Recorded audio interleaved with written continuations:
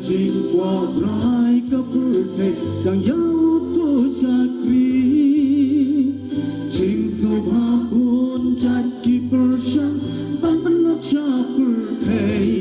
kyar sha chai na ki to tin burong you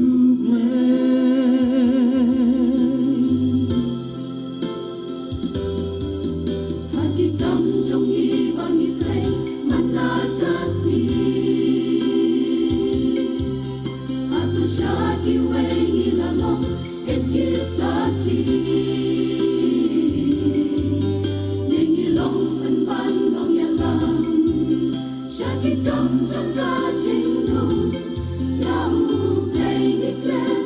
Hakapon ni shaku Kun samwa tu ting rom ya ble a chim em trong pi Jing qua rai ka purte tang yau to shakri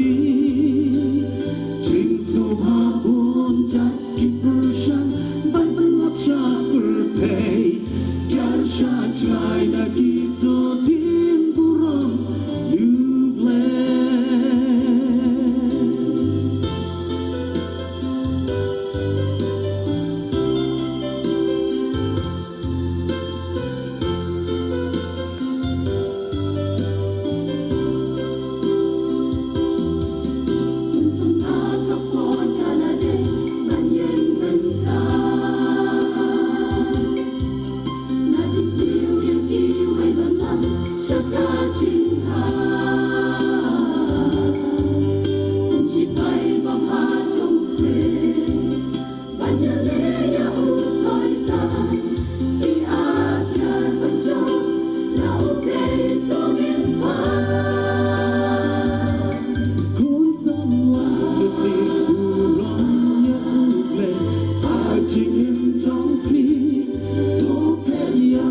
Jing qua rai ka purte tang yau